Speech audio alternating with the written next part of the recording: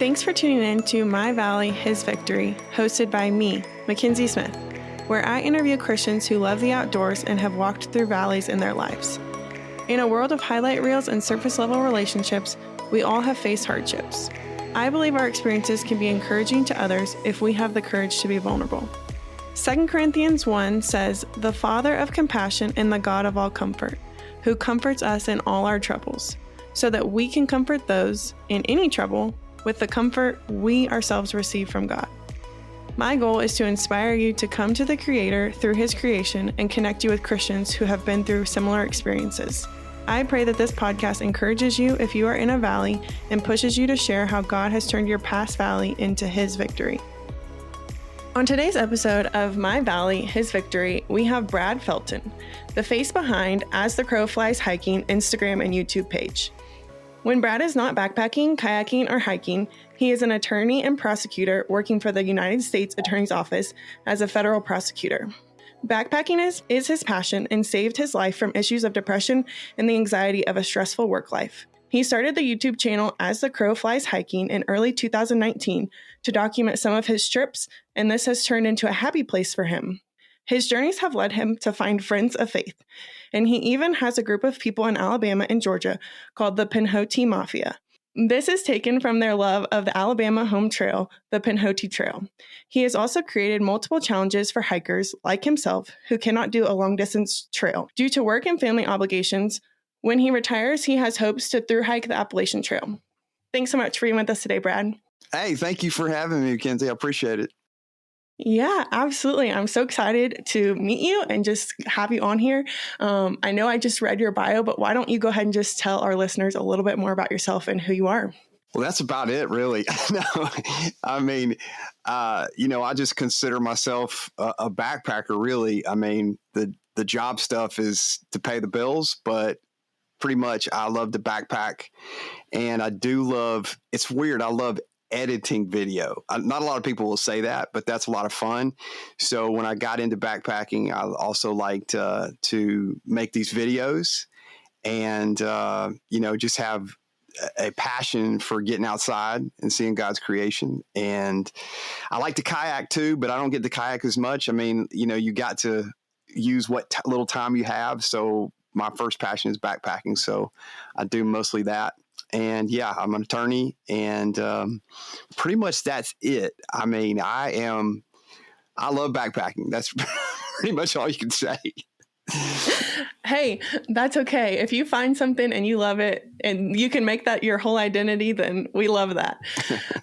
So you're obviously from Alabama. I know that most people wouldn't probably consider that a huge backpacking state. So talk to us a little bit about how you got into backpacking and kind of backpacking around the Southeast. Well, I got into it as a kid. I was in Boy Scouts and I love Boy Scouts, but I don't know, somewhere about 9th or 10th grade, it wasn't cool anymore, I guess. I don't know. And so my interest turned, but I was having a lot of stress in my job as a local prosecutor, trying cases and things. And a friend of mine asked me if I wanted to go on a portion of the Appalachian Trail. And, that's not too far from Alabama since it starts near Dahlonega, Georgia, or Amicalola Falls.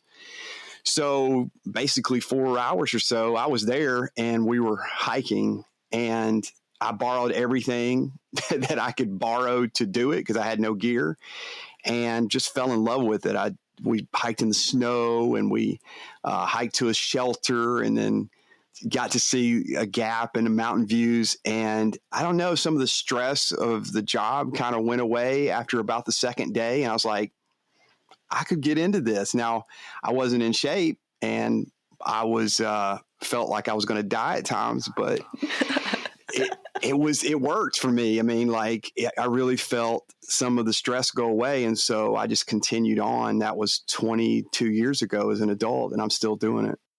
Wow. Yeah, that's awesome. I love that you mentioned you borrowed everything, you weren't in the shape, but you got out there and you did it. And I think that's just so important. I think that's what holds a lot of people back. And it's just you just got to get out there and you got to try it. And then you kind of catch the bug and then everything kind of spirals out of control from there. But yeah. So do you backpack mostly in the Southeast, or do you travel a lot for your backpacking trips? I do a lot here because, just travel and expenses. But it's funny because a lot of people, like you said, they don't think of Alabama as a backpacking mecca, and it's really not. I mean, in the Southeast, there's a lot of just land ownership and not as much public land as you see out west. But we do have the Pinhoti Trail, as you mentioned, and it is 175 miles of complete trail in Alabama, and then another 170 so in Georgia that connects to the Benton-McKay Trail, which connects to the AT. So you can literally get on the trail like 40 minutes from my house at the first 1,000 foot mountain of the Appalachia, whatever, people say it differently. And that is at Flag Mountain. And then you could hike the whole Appalachian chain all the way up to Maine to Katahdin, I guess. Very cool. I did not know that.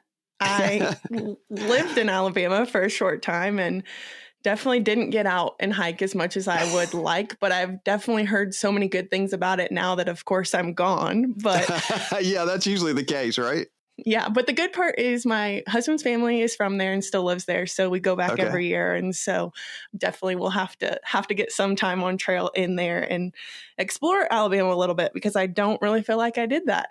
Yeah. There's a lot of, and there's the Sipsey Wilderness and the Bankhead National Forest, and that's the two main national forests here. The Bankhead, but inside the Bankhead is the Sipsey Wilderness, which is I think one of the smallest wilderness areas in the United States. And it was, I think, commissioned in 1975. So it's a beautiful place that you can go and see waterfalls, and you just don't feel like you're in Alabama. So, and then, there's the Smoky Mountains not far. There's all sorts of trails in Georgia.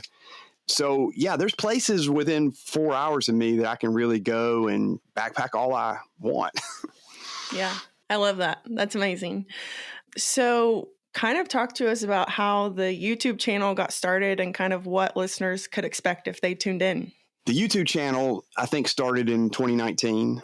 Very slow going because I'm a Gen Xer, right? I was born in 1970. So probably for your viewers, I'm the old guy, but it took me a while to get into the technology. The Gen Xers are a weird group because we watched technology come, and then a lot of us got behind it and we didn't understand it. And then we had the big standalone computers, and we went from having a cord phone to the wall to now these computers in our hands. And so it took me a while I wanted to do it. I enjoyed videoing and then editing, but the technology for me, it was a big curve. So it took me a while. I was doing it on my phone. My videos were real wonky looking. There was no stabilization for a while. But I left all those videos on my channel. And now I usually do with a GoPro, or now I have a Sony camera that I use sometimes. And so I'm starting to get it, but I'm still not the greatest at it. I do love to tell a story. So if you watch one of my videos, a lot of people like my trip videos because it's going to be a story. Like there's going to be some theme, whatever it is, whether I'm going out west to Utah or Wyoming or South Dakota or the Smokies or the Pinhoti or whatever, you're going to see a story. I do gear reviews at times or tip videos, but that's not my passion. My passion is telling a story on a trip. Okay. Yeah. And tell us a little bit about, is it Backpacker Bob and who he is on the channel? Yeah, I grew up in theater. It's weird being from Alabama. I was in a theater group in high school. And so I've always loved the theatrics. So don't tell anybody, but I created this antithesis kind of character. He's kind of an anti ultralight hiker, and he's like an old school. He's kind of a cross between what was the movie with Tom Hanks where he plays Woody and Buzz and Toy Story. He's like the old prospector on Toy Story from the second one. And he's just this old crotchety guy, and he doesn't like ultralight hiking. So he creates a lot of funny videos about that. My last video was why electrolytes are for weak hikers. That was Bob's. It's just a joke. I mean, that's not right, but he just makes fun of that. So yeah. Yeah, it reminds me a little bit of. Do you know who Granger Smith is? Yes. Yeah. And his like Earl Dibbles Jr. character. Yeah. It's like him, but super redneck and just a different version of him. Anyways. Cool. Yeah. When I saw that was the first thing that came to mind for some reason. But yeah, so obviously you live in Alabama. You do a lot of hiking in Alabama and Georgia. But is that your favorite place to hike? Or do you have a place that you've been that you would consider your favorite? Yeah, I would love to say that my favorite place is Alabama because I've lived in Alabama all my life, but it's not. When I went out west and got to hike 1 year in the summer in Utah and then 1 year in Wyoming, I just was blown away, and I couldn't believe, the time you lived in Alabama, we live kind of in a green tunnel here. Everything is green and you can't see more than 100 yards because of all the trees. But out west, you go in these big valleys and you look out, and as far as you can see is just this beautiful landscape. And I fell in love with it. So I got to do the Wind River Range this past year, and the year before that, I did the Highland Trail in Utah, and I would have to say it would be a tie between those two. If you ever get a chance, like I'd say to people, to get to hike out west is the greatest thing I'd ever seen. Yeah, the Highland Trail is on my list for this summer. Man. We will, I'll let you know if it happens, and I'll, get some tips from you beforehand. But I met the Z-Packs crew last year at an event called Highlander, and they did a documentary that's on Amazon Prime, I think, that's of the Highline Trail. And so now that I'm in Utah, I'm like, well, it's in my backyard. I got to go do it. So gotta go. Yeah. I mean, from start to finish, I think the first, 20 miles or so is not as iconic as that first pass, maybe North Pole Pass. There's a pass before that, but beyond that, I just can't describe it. Like, July or August is probably the best time of year to do it after all the snow's gone, I guess. Yeah, I'm excited. So we'll see how it goes. So obviously we love the outdoors. It's beautiful. We have some really good times out in nature, but could you talk to us a little bit about how being outdoors plays a role in your relationship with Christ? That's an interesting question, because I didn't initially kind of feel that. I was just out to get stress relief. And as I got out, a friend of mine, he has a channel, Jabin Hikes. He is a real strong person of faith, and we were having a discussion about it and just how we see the imprint, or maybe even the DNA of the Creator in the landscapes. And especially when I went out west, I looked out and I thought, God is everywhere around us. And, I don't know where the verse is about how, if he cares for a sparrow, how much does he care for us? And I looked out and I see the birds and the animals and the trees, and I thought, yeah, he's here. And to me, that seemed like I was more connected there with the fingerprint or DNA of Christ or God than I was in a steeple. I felt more connected there. And I know that's not probably something Paul would say. Paul would say we need to be in the church, and I get that. But out there, I felt connected to God. Yeah. But hey, if you're with other believers, that's also church, right? Where two or more people are gathered. And right. I mean, how much more greater to take it outside and, kind of have a church meeting, in nature with a couple buddies. So I totally get that. And obviously I feel the same way. So I love the outdoors, and kind of like you, didn't really realize the connection at first, but now it's all I can see. And it's just, I'm just so grateful for the ability to be able to do it and to experience God that way. So do you have a story that you can share with the listeners about a way in which you've just really felt connected to God through the outdoors, or maybe a way in which he's revealed himself to you through the outdoors? You had given me some of the questions, and this was the one I had to think about. And then it hit me years ago. I was hiking on the AT with a friend of mine who's actually a pastor. And we were at the NOC, the Nantahala Outdoor Center, and we're hiking north on the AT up, I guess that's Jacob's Ladder. I don't know, but it was straight up. And we went to a shelter. And that night it snowed. And this was 20 years ago, and I barely had a cell phone. It was one of those flip phones. You didn't have much signal back then, but somehow I got a signal. And I heard my mom, and she was kind of upset. And she was telling me about some scans she had and that she had cancer. And I just started kind of, just emotionally got overwhelmed. And here I was at a shelter. It was snowing. There was no way I could get back to get home another 6 hours. And so I had to basically just keep going. And I think that's one of the times I really felt God's presence, because the next day I had to hike 15, 16 miles and think about, my mom and what she was going through, and just had to. There was no way out. We were halfway between one and the other.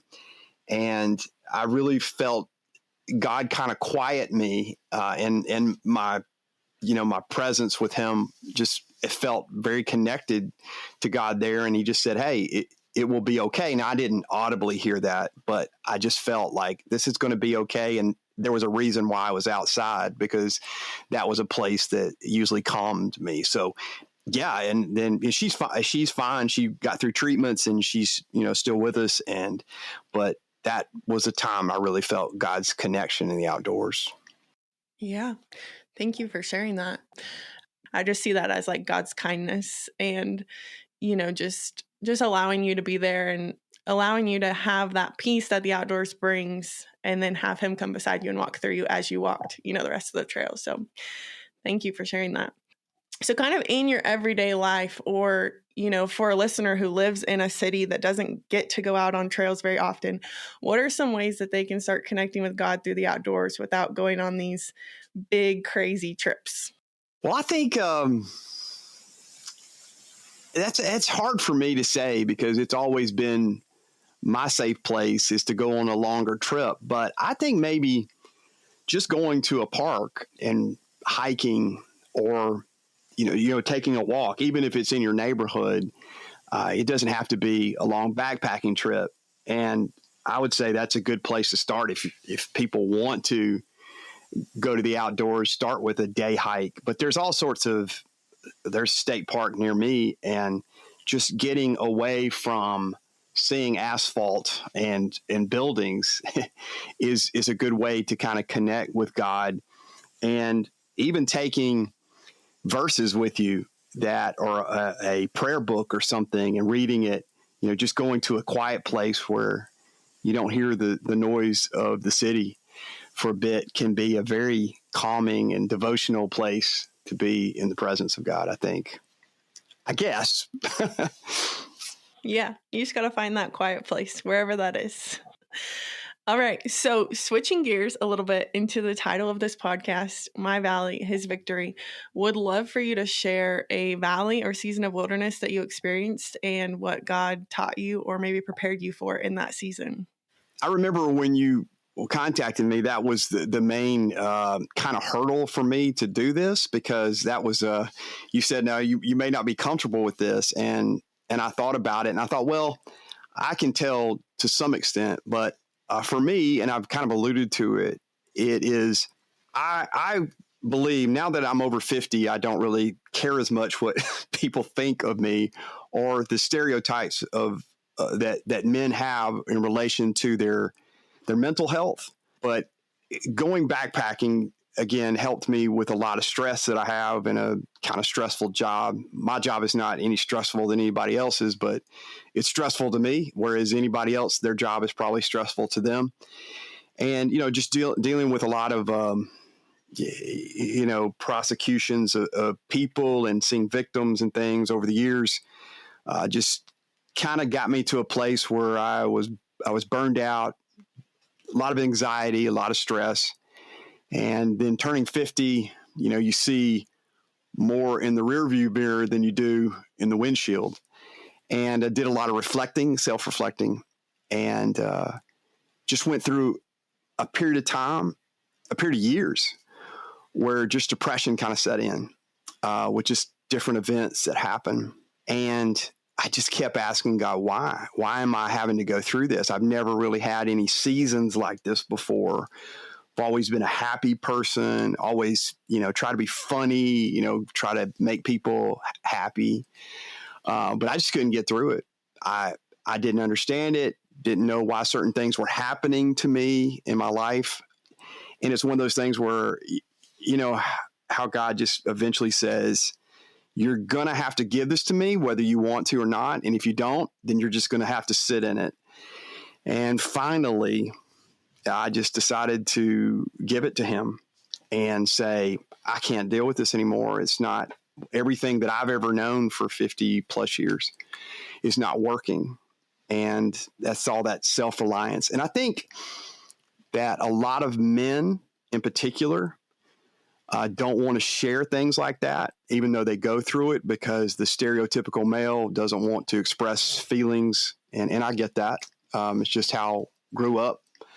So I did a lot of just internal questioning of everything, myself, my worth, everything. And if it's not dealt with, it can really be overwhelming. But I finally had to get back in a stronger relationship with God. But I finally just had to sit down and start really having open conversation with God. And I will have to admit that a lot of it was a bitter conversation with God. It wasn't really probably wasn't helpful. It was a lot of just venting and frustration and anger with God about a lot of things that had happened. And I just kind of found a place of that I don't get to control everything. And, God's paths and God's plans are not my plans. And even though I've known that because I've been a Christian all my life, practically since I was 6, I just didn't ever really accept that because I had some strange concept that my plans would be the same path as God's, and all my ambitions and goals and dreams and passions would just magically line up with what God wanted for me. And that's not the case. And the other thing about it is that I thought that God would always give me happiness. And I, going through the scripture, I'm not promised today, much less whether I'm going to be happy all the time. And I'm not promised that everything will go my way. In fact, I went to the scriptures of Paul and of Job and all the things that Christ said about, persecution will come our way. People won't like you. So all that to say, and I'm probably rambling, is that was a time of real darkness for me, in which I hope that I've come out of. I still have issues with it, but God has kind of revealed himself to me in that way. And though I didn't understand it at the time, and I probably still won't, probably this side of heaven, but yeah, that was it. Well, first off, I just want to say thank you so much for sharing and for being willing to come on this podcast and talk about this struggle specifically, because like you said, men in general, stereotypically, we've got to pull ourselves up by our own bootstraps, and we have to be strong, and we have to, kind of fake it till you make it. Mm-hmm. And so I just want to say thank you for being vulnerable, because I think that is something that a lot of men, I think there's strength in that we don't teach men. There's strength in vulnerability. And sometimes the strongest thing you can do is ask for help, or at least admit that you need help. Yeah. And so just want to say, one, thank you so much for sharing and for, like I said, being vulnerable.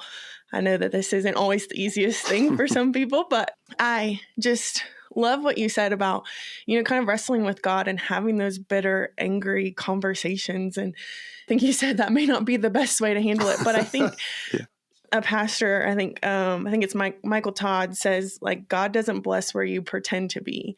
And so it's like, even though that may not look good, it's at least honest and it's real. And I think once you can get to that level with God of like, I'm mad, I'm frustrated, I'm all the things, I think God can really start to move in that. But I think if we're just faking it like, oh, I'm good or whatever it is, like, I don't think it really allows God to come in and help you with that, right? Like if you're not honest about where you are, it's really hard to get help, right?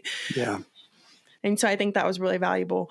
What you said is like, if that's where you are, then that's where you need to be. And you need to have those conversations with God and take them to God.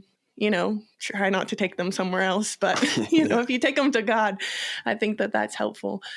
So kind of going through this season, was there anything, that really kind of moved the needle in a positive direction for you? Or kind of what was the tipping scale back to a healthier place?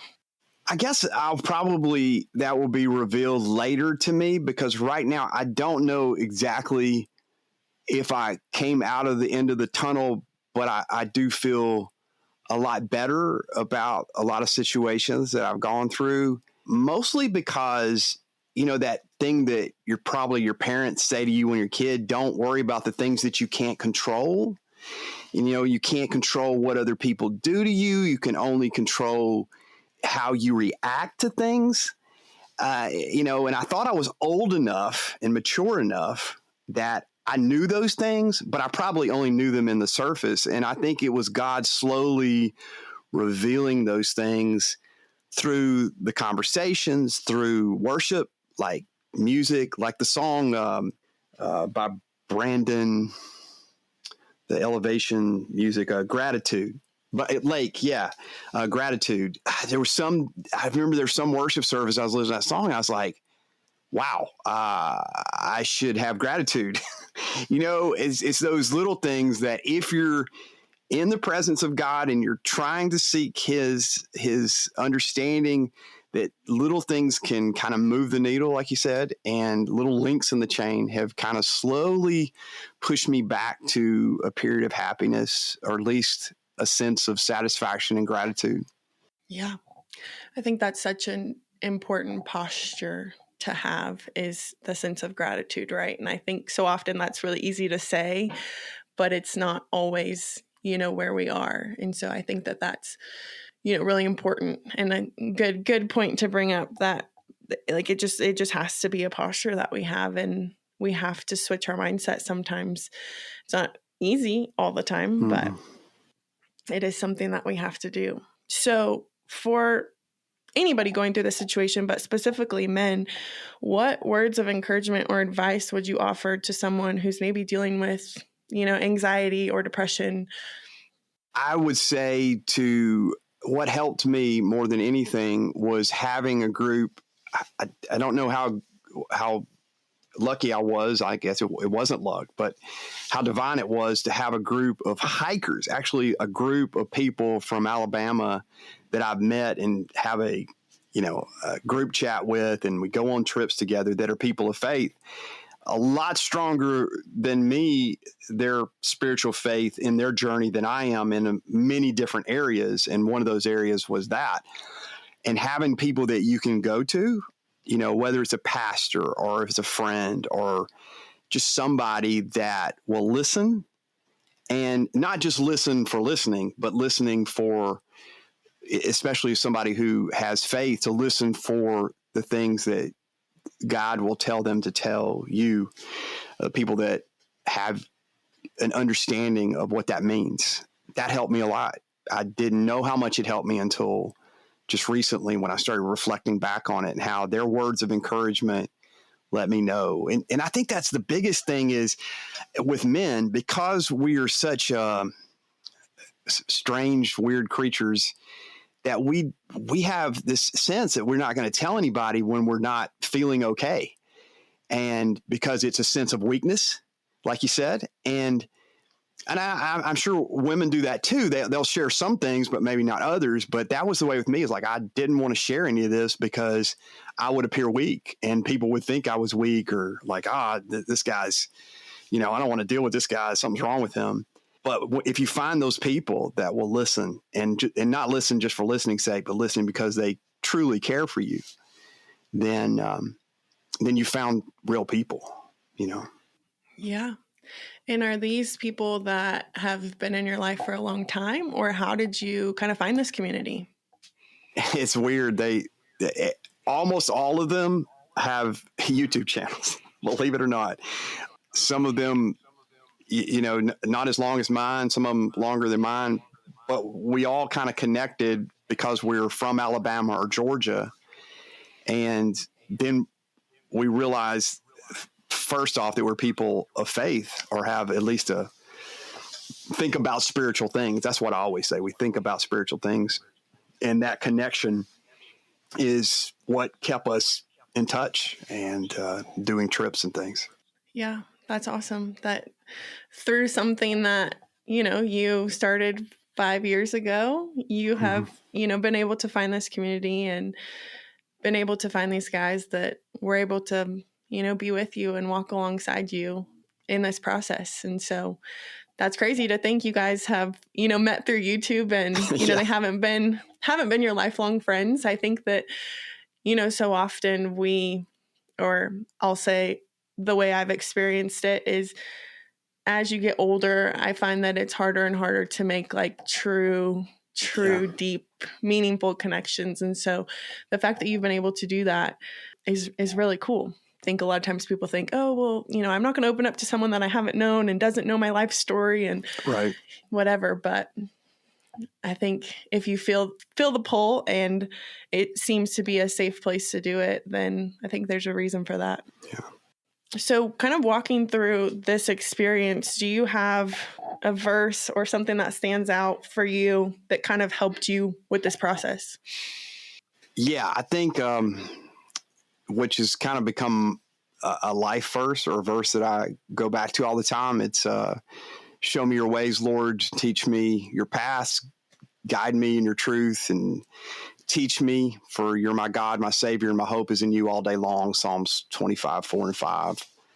I've always clinged to that verse, but now more than ever through this period of time that I had that, it's his ways and it's his path. And I am simply here to figure that out, not my own. It's, and a lot of selfishness hopefully has drained away through a better understanding. Now I'm always going to be that sinful, prideful person. But I do feel like that this weird time that I went through has got me a little closer in the other side. Yeah. Well, we all are those sinful, prideful people. So we got to rely on God's graciousness every day and just keep remembering that though. And, I love that you said about, making his path your path, because I think kind of the quicker sometimes we can understand that, the better off we're going to be. I think that it's, that's it right there. I mean, we have so many plans for our lives and so many wants and things. And we have to remember, especially if we're Christians, that we're here for a greater purpose. And like you said earlier, we just have to surrender that control and just know that we're not in control. Yeah. And that'll save us so much stress, I think. I know it does me. Yes. I always tell people I'm a recovering control freak. So I feel that through and through. Yeah. Well, Brad, I just want to say thank you again so much for sharing and willing to be vulnerable. I know that, this can be slightly uncomfortable, but I just want to thank you so much. I know that men all over the country need to hear this and listen to what you're saying and take the wisdom that God's given you and, just cling on to that. And I just want to say thank you for sharing and being vulnerable. I know that this is going to be beneficial, and I hope it encourages men to be vulnerable and ask for help and find community. So, and then for those listening who maybe want to follow along with you or your YouTube channel, where can they find you? Well, the first place is on YouTube. That would be As the Crow Flies Hiking, not As the Crow Flies, because that'll take you probably to the Black Crowes website that banned from the 80s. So their stuff. No, you have to put hiking at the end. I do have a website. I I don't know how I got it, but I did get asthecrowflieshiking.com. So I have a website. I'm not great at it. I still need to work on that. And then Instagram and Facebook, it is As the Crow Flies Hiking is the big thing. And then on Facebook, one of the groups that I do is I do a challenge every year for people who want to do backpacking. And it's called the Alabama Triple Crown. And so there's a Facebook group called the Alabama Triple Crown. And what we do is we have about 20 people every year that do 3 trails in 3 days, 20 miles each day, 3 consecutive days for 60 miles. And it's the 3 main areas of hiking in Alabama, the Cheaha Wilderness, the Oak Mountain State Park, and then the Sipsey Wilderness. We do loops there. So if you want to join in, you want to try a smaller challenge for people who can't do long hikes, that's a place to go. Yeah. And y'all go give him a follow, a like, a subscribe, all the things. Those are really important on YouTube. Y'all go do that. Yeah. And then what year can we expect the Appalachian Trail YouTube video to go live? I have a plan. I have a pipe dream. But, as we've discussed, God's plans are not always my plans, but I'm hoping to retire and hike it either in 3 years or 6 years. I'm hoping it will be 3. Not retire in 3, probably retire in 6 or 8, but I'm hoping to get a little time off in 3 years and do it. And if I do it, I'll do a video pretty much every day. And then my last video on the channel will be hopefully the day that I summit Katahdin in Maine. That'll be you'll end the channel? Yeah, that was my whole dream of this, is to end the channel on Katahdin. So, it's not meant to be forever. So that was my goal, and that's what I want to do. Eek! I love that. Very cool. I feel like most people don't have like an end goal with their YouTube, so that's really cool. It just disappears one day, right? Yeah. Yeah, but to know that from the beginning, that's really cool. Yeah. Well, anyways, thank you again so much, Brad, for being here, and appreciate you sharing. Well, thank you, and you do such a great job with this. I was so impressed with your questions and your preparation. So thank you for having me. Thanks so much for listening to this week's episode of My Valley, His Victory. If you or someone you know are interested in being on this podcast, please email myvalleyhisvictory@gmail.com.